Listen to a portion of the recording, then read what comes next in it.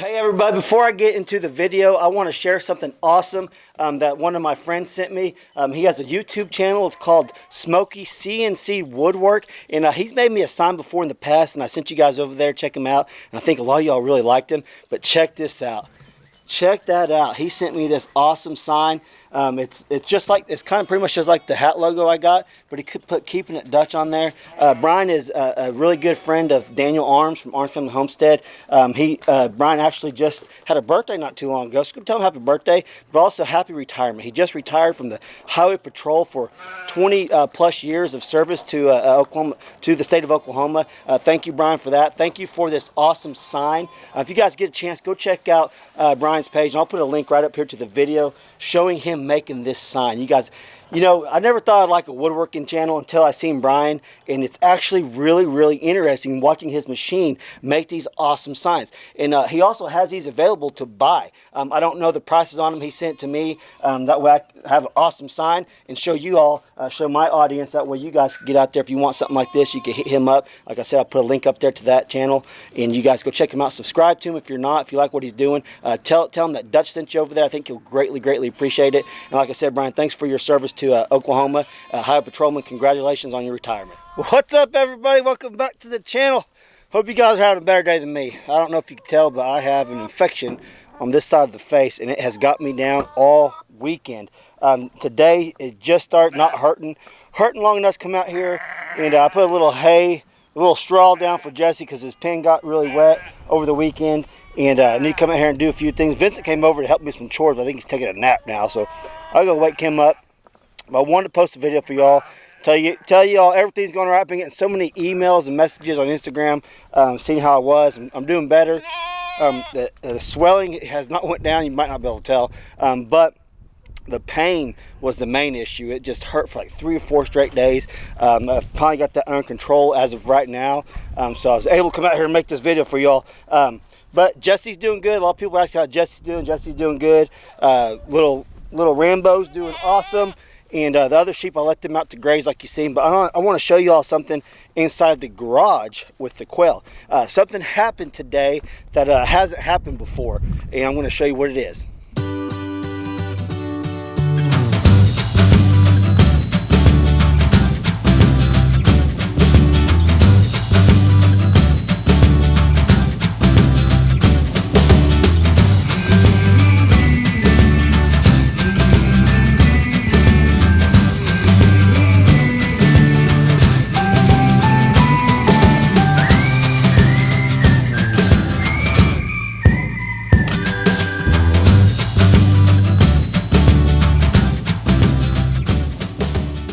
So I'm back in here in the garage, and I wanted to show you guys my quail setup. A lot of y'all have been asking for more quail videos, so that's what I got going on today.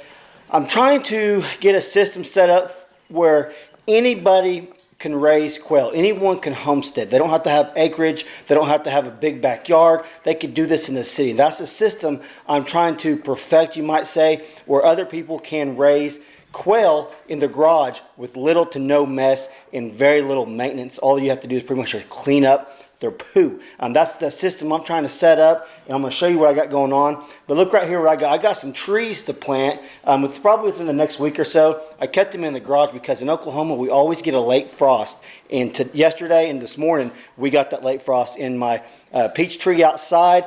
It was already blooming. It already blossomed out like this one, and they all fell off. So I don't know.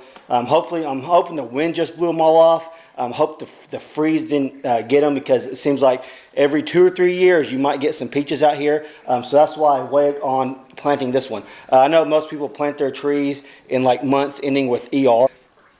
So March, April, that's really not the best time to plant trees. October, November, December, January, February are usually the rule of thumb to plant trees when the sap's down low before it starts coming up like this. But they were on, got these on sale, so I was like, I'm gonna buy some and plant them, see how they do. So let's get away from that. Let's go over to this quail setup I got. Okay, so what I'm trying to do is perfect a no mess quail feeder, and I got some other ideas. This is the best idea I've came up with so far. But here's the automatic waterer that I came up with. And you don't have to use a cap like that, like I got up here. Let's unscrew that.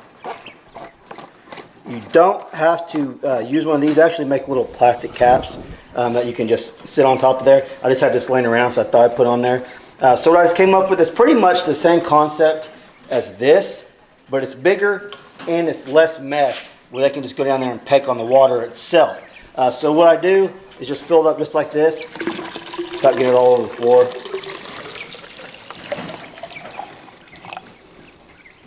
And that's lasted several days, just that little bit, compared to this. This will last like, 3/4 of a day because they're wasting it, they're pooping in it. This has lasted like 4 days just by them getting out there and drinking it. So that's way better. And also the next feeder I'm going to try to make is set up just like this, but where I can just put it right in there. That way the feeder and the water are outside the cage. You can see I got another one over here. It doesn't have the cap, doesn't have the lid on it. It seems to be working just fine. They've figured it out for the most part, but it's just, you can see you just tap on that and the water fills up. A lot of people use these for chickens, and I've seen several people use it for quail also. So you can see the setup I got there. That's the prototype. That's the second one I made.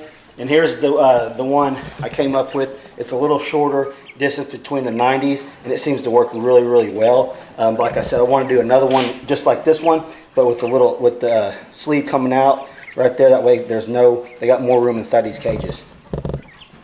You can see. So what do you guys think about this quail setup? This is the setup I'm trying to get to show you all. If you don't have to just dream about homesteading, you can actually do this. I know before I start homesteading, before I start raising chickens, I watched hours and hours and hours of videos of chickens, bees. I mean, all this stuff that I was just fascinated by. That one day I want to do that. I live in the city. I just can't do it right now. I don't have enough land. Well, that is garbage, because you can. You can raise chickens in your backyard with very little space. I'm proving that you can raise quail in your garage. I just wanted to make it where y'all didn't have to go through what I did with learn the big mess they make. So if I can get this perfected, and you guys can run with this, you guys can see what I did, you go, man, that's a good idea. I can do that. So what do you do next? You go buy the cages, you go buy all this, and you get your quail and you start raising them for your homestead. Don't matter if you're in the city, if you're in an apartment, you can do this stuff. Now, people have birds in apartments all the time. They have them as pet. Only difference between these and maybe a parakeet, other than they talk, is that you have to have several of them. You need to have about 4 females to 1 male. That way, you don't even have to have a male. You can just have the females laying eggs. And that's what I want to show you all today. I had something happen today that has never happened before. Check this out. We got our first quail egg. Looky there. Is that not awesome? Check that out. Pretty excited about that. We'll set it up right here for now. Yeah, so we got our first quail egg today. It's awesome. Everyone says anywhere from between 5 to 6 weeks they'll start laying. I have to go back exactly see when these things were born, but it's probably right there on the 6-week mark, right around there, maybe a little less, a little more. I'm not sure. I have to go look. But they laid the first one. And what's funny about it is last night I came out here to feed them, and I had a male over here that is quite a bit bigger than all the other males, just making all kinds of racket. I was like, you know what? I'm going to move that male, and I'm going to put it in over here in this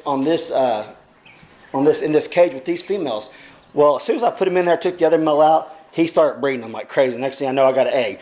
It's just coincidence, but I thought it was pretty funny. I put the more aggressive male in here, and he did his job. So no doubt about it, this egg is probably fertile. If not, the next ones will be. So I thought that was pretty cool. That's the plan. Also, I'm waiting to raise these probably another 2 more weeks. I'm gonna get the 3 or 4 biggest males out of there, keep them back as breeders, and I kind of done that with these ones right here. And so we're gonna go from there. And these ones are getting too big for their little cage. So as soon as we cull them out, then we'll start to raise these up in the same pens over there and cull them out. I'm going to be butchering, processing those other ones here within the next week or 2, like I said.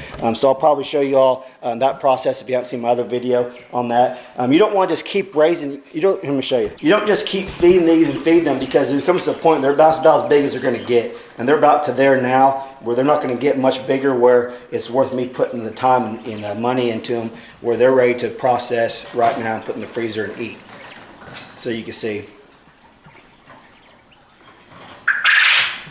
those are getting ready to go to freezer camp. Then these will get transferred over, keep the females back, and these are my layers. And I can tell you one thing, One thing with these quail, you see the mess down here. The biggest part of where you have to clean it out so much where it starts stinking other than the poop is the waters.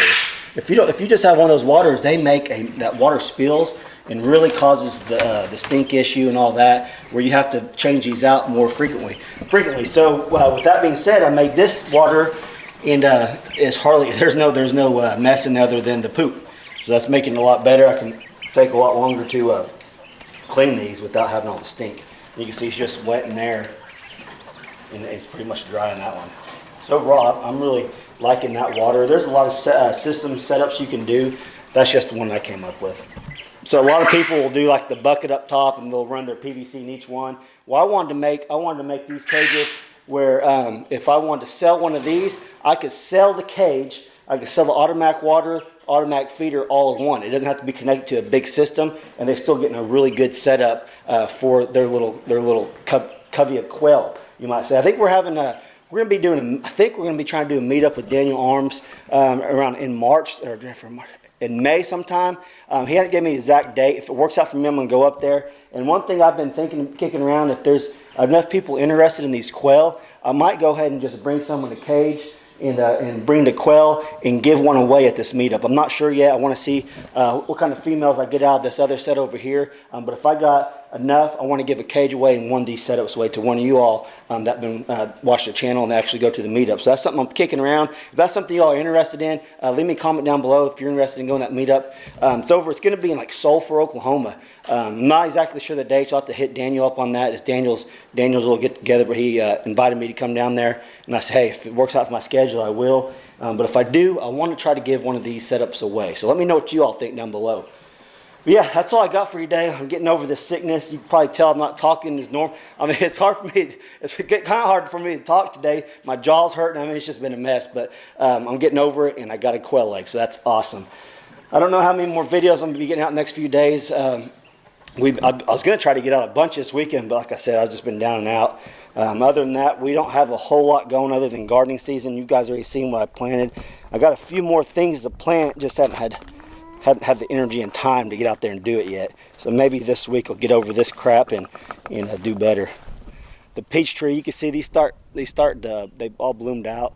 And that one, they look pretty good. They don't look like they died. It looks like maybe the wind just blew most of the petals off. So that's good. So maybe we'll get peaches this year. Hopefully that was the last cold front we got, and we'll get some peaches out of this peach tree this year. This is a 3 or 4 year old peach tree. And it's I did a little bit of pruning on it a few weeks ago. It was a little late for it, but I did it, and we'll see how it goes. All right, guys, that's all I got for you today. Like I said before, sorry for not getting the videos out, and thanks for all the concerns. You guys been messaging me and all that stuff. I really do appreciate it. It means a lot that you got people out there that really care about you and just kind of checking up on you, make sure you're okay. I'm doing better than I was. Still not 100%, but I'm going to get there, and I'm going to get back on schedule. And you guys, I appreciate every one of y'all. Thank you so much. If you like this video, smash that like button. And like always, thank you so much for the support and the nice comments. And don't forget, you don't have to dream about homesteading. You can actually do it. That's what I'm trying to show you guys here on this channel, is it doesn't take a big scale operation. You don't have to have 5, 10 acres. You can have quarter acre. You can do it in your garage. You just got to have the want to, the desire, and just be motivated to able to clean the mess up and all that. Don't forget, if you do get these animals, you have to take care of them, obviously. They do make messes, so if you're okay with that, I encourage y'all, get some quail, raise them in your garage, and if it works for you, then awesome. That's one step closer to being more self-reliant, and that's the whole purpose about homesteading, in my opinion, is being more self-reliant, raising meat for your family, raising eggs. You don't have to have a bunch of chickens. You can have a bunch of quail. They lay smaller eggs, but you can have more of them, so it kind of all equals out. So that's what I'm trying to do, and trying to show you guys and try to motivate some of y'all, inspire some of y'all to do that yourself. Thanks so much for watching. I'll catch you guys on the next video.